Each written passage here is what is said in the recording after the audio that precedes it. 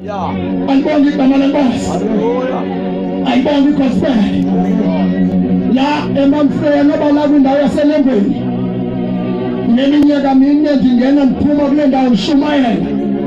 Ekubanga babe ndisiza ndingasindiswanga mhlawumbi ngesenomntana one-4 years. Kodwa ngoba ndeza kule ndawo ndisindisiwe, izipho zihlala endaweni yazo. Izinto zivalelwe.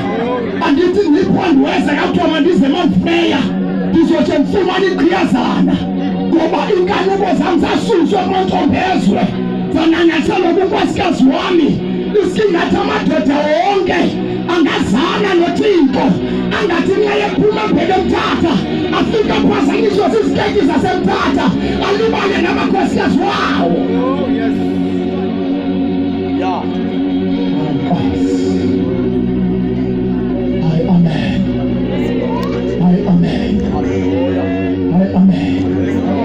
Ayibonge igama lenkosi. Ngiyambingelela ke emtshatweni, ayibonge inkosi. Ingabe siyakhuluma kakhulu cela sithathe izwi lenkosi. Ayibonge igama lenkosi. Sizofunda izwi lenkosi. Kambamba namhlanje sithathe incwadi yaMahebhere chapter number 13. Ayibonge igama lenkosi. Angisayukhuluma ngokunabatshati selekhulunyiwe nabo kodwa ngizokhuluma nawo wonke umuntu okhona endlini. Ayibonge igama lenkosi. Incwadi yaMahebhere chapter number 13. Ayibonge inkosi. Angilelele ke ntambamba namhlanje egameni likaJesu Kristu waseNazaretha. Isithathu esigcwalisa uThixo wenze mfutshane ibandla lonke egameni lenkosi uJesu. Bonke abantu abasemsithweni bathi amen. Haleluya. Mzalwane Makupula osindisiwe, Patrick Gama, Ijola Mpondomise, Mthatha idolophi, ilali ziqunu sequnu, xilongela inyama kwindawo yase-Otson, tshatile nonkosikazi oyedwa, nomntana oyedwa owawaloku nje. Nkosikazi ukhona lapha phakathi kwethu, ayibonge inkosi. Cela uphakame kancane uwayivinje isandla egameni likaJesu. Haleluya. Andimtholanga kuWhatsApp lo mfazi. Andimfumananga kuFacebook. Ndamfumana emadolweni. Bayomlanda emthandazweni. Ibanga bufuna umfazi ozakuthobela. Funeka uyazi ibanga bulandwaphi. Kwesisikhathi sabafazi abalanda kwaWhatsApp. Kwesisikhathi sabafazi abalanda kwaFacebook. Kodwa ndiyafuna ukuthi umfazi olanda kuFacebook angeke alenze ixesha. Kodwa umfazi ozakulenza ixesha ozakwenza lento uyifunayo. Umfazi olanda emthandazweni. Ayithatha ngomthandazo mntakaSonto. Ndithatha ngendoda ezawuhlipheka kuThixo umniki bafazi. Ithi Jehova ndimazi umfazi ondilungiselele yena. Kodwa ndiyamdinga umfazi. Uyadlala impilweni yakho inhliziyo yakho. Uthathe nomnikazi bafazi.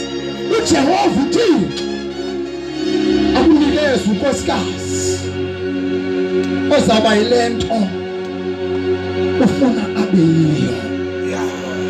Hayi amen. Haleluya. Sindisiwe ke bazalwane. Alibonge igama lenkosi.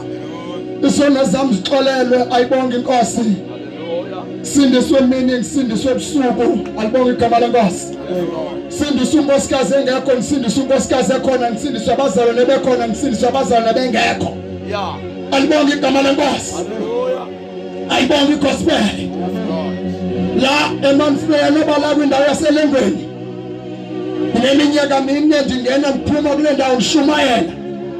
Ekubanga babe ndisiza ndingasindiswanga mhlawumbi ngesenomntana one-4 years. Kodwa ngoba ndeza kule ndawo ndisindisiwe, izipho zihlala endaweni yazo. Izinto zivalelwe. Andithi ngiphondweze kuthiwa mandize mandifeya Ndizotshe ndifumane iqhiyazana ngoba inkanuko zami zasuswa kumantombezwe zananyathela kunkosikazi wami. Isingathi amadoda wonke angazana noThixo angathi nxa ephuma ebheke eMthatha afika phazanyiswe sizikhethi zaseMthatha alibale ngamakhosikazi wawo. Oh yes. Yeah. Hi, amen. Hi, amen. Hi, amen. Alibonge igama lenkosi. Yeah. Ngiyangibingelela ke emtshatweni ayibonge inkosi. Ingabe siyakhuluma kakhulu cela sithathe izwi lenkosi. Alibonge igama lenkosi. Sizofunda izwi lenkosi. Ntambama namhlanje sithathe incwadi yamaHebheru chapter number 13. Alibonge igama lenkosi. Angisawukhuluma ngokunabachati selekhulunyiwe nabo kodwa ngizokhuluma nawo wonke umuntu okhona endlini. Alibonge igama lenkosi. Incwadi yamaHebheru chapter number 13 ayibonge inkosi. Sizofunda izwi lenkosi. Alibonge igama lenkosi ngelixesha mne engikhilela uJohane angeke nibe mde kanjalo. Ayibonge inkosi. Angikhilela uJohane chapter number 2. Umbaptisi ayibonge inkosi. Sizova izwi lenkosi. Alibonge igama lenkosi. Alibonge igama lenkosi.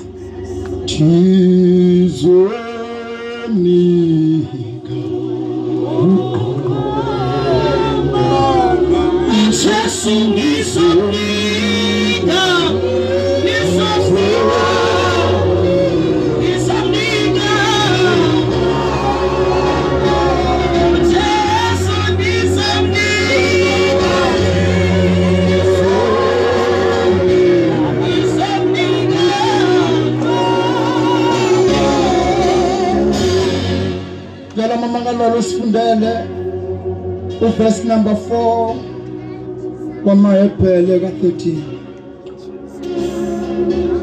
Sizofisa lenkosi. Isifundo sethu sangokuhlatha somalanga sisifumana incwadi yamaHebheru chapter 13 verse 4. Ifundeka ngolhlobo umtshato mawubekeke ngendlela zonke. Izawutheka mamuthwane umtshato mawuhlonitshwe ngabantu bonke. Nesilili masingadyojwa. Ethi noba uthi uPaul nesilili masingadyojwa. Funda mama. Ke abenza umbulo nabaxexezi uThixo uya kubagweba. Nkosi. Ngeluma kule ndawo ithi shiya. Umtshato mawuhlonitshwe ngabantu bonke. Yeah. Ake ngikhulume baba kaMsizwe nabantu abatshatile kancane. Uma umtshato wami ngifuna ube nesidima, kufanele mina mnikazi wawo ngihlonele. Ungeka ngene emtshatweni uzobe sowuthatha amanqaku ukuthi umtshato wakho uzube nesidima. Kufanele wena mnikazi umtshato uthini uhlonele. Ngamanye amazwi bawusonqa ungenzi noba yini uyindoda etshatile. Yeah. Mana ngishwankathela baba kaMsizwe ukuze umtshato wakho uhlonitshwe kufanele wena uqale uhloniphe oqala. Ngamanye amazwi kungabe indoda ezawulala apho ihlele khona. Yeah. Ungabe indoda ezawulala nabafazi babanye abantu. Yes Lord. Ungabe indoda ezawulala nentombi zabanye abantu. Ungabe indoda ezawunyila ingazi nobilo mfazi. Ungabe indoda ezokwenza izinto ezizakwenza ukuthi unkosikazi aphelelwe sisidima. Yeah. Amen. Hallelujah. Ngamanye amazwi bawusonqa ukuze umtshato wakho uhlonitshwe kufanele wena uhlonele.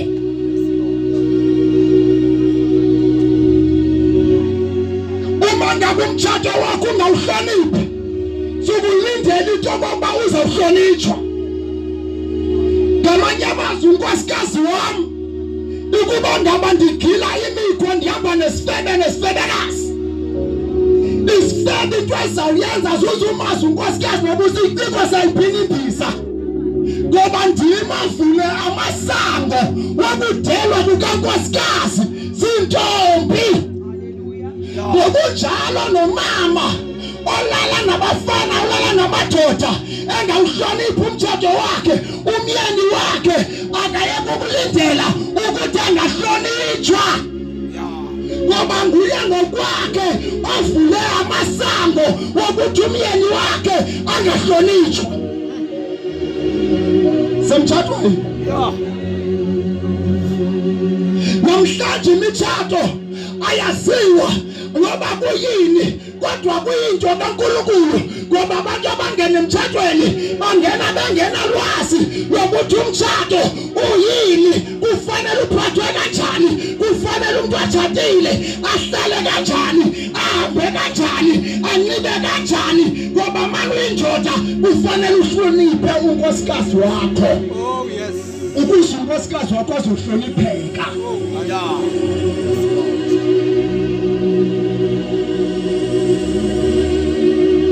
Yeah. Uthi Paul umtshato mawuhlonitshwe ngabantu bonke. Kodwa ndiyaphinda ndithi ngumuntu onokwenza umtshato wakho ungahlonishwa. Yeah. Ibanga bakanisuke awuthoni nizoshumayela lapha nifike ndihambe nesisebeza lapha. Yeah.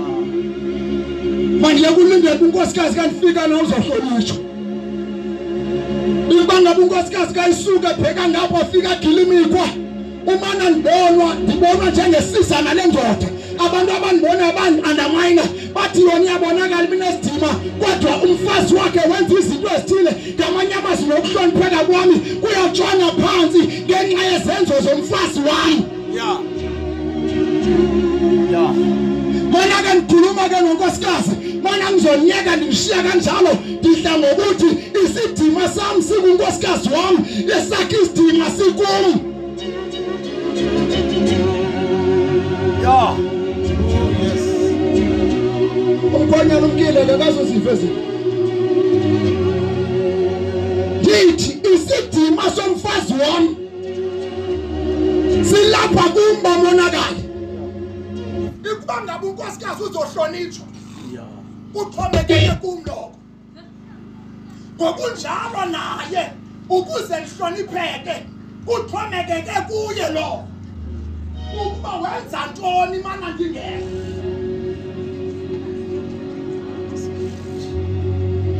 Bengigqitha ke shiya kulento ithi umtshato tatuthwane mawuhlonitshwe ngabantu bonke. Yeah. Awunawuhlonitshwa umtshato wakho ungawuhloniphanga wona kuqala. Ngiyacimba isixhosa sami siyavakala. Ukuze umtshato wakho uhlonitshwe kufanele wena uthini uhloniphe. Hayi amen. Hallelujah. Libuye lithi ngakho nesilili masingajojwa. Ngamanye amazwi ithi lento xa mandingahambi ndiyoqeqeza ngaphandle ndibuye ndizolala nonkosikazi wami ndisuke kwenza imikhwa. Yeah. Jesus. Unawo amalungelo okungavumi ukulala nami kayesazi ukuthi lalapho ngihlala khona. Kwesisikhathi sezifo. Yeah.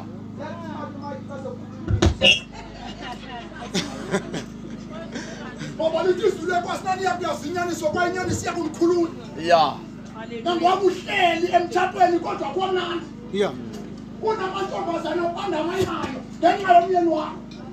Yeah. Kunamadoda ananyana ngabanye abantu ngenxa yabafazi babo. Oh yes. Kunentetho ethi ekhaya loo nto yenzayo uyazenzela. Yeah.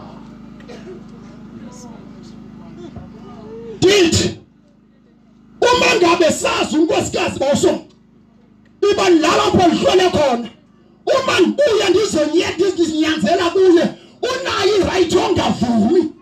Ngoba lithi izwi lenkosi silili masingajojwa. Into engcwele kaThixo mayingajojwa. Uhambe uyojola ngaphandle uyolanda izifo kude uzilangele umuntu umuntu oziqoqile. Yeah. Yeah. Nani bangashadile? Lithi izwi lenkosi no sex before marriage. Yeah. Imesemva. Ilobona phambili. Ikhekhe lisiko ngemini yomtshato. Hayi amen. Hallelujah. Hayi, tomthatha kanjani umuntu ongamazi? Akukho umuntu ongamazi ungahlele naye. Uyawuthi umazi umuntu uhlale naye. Sawuphelelwa sintombi siphelwa ngabafana kanti izafuna niqale nihambe niyongamla. Ube soyabaleka ngoba uyifumene nto ifuna ujakala shendini. Yeah.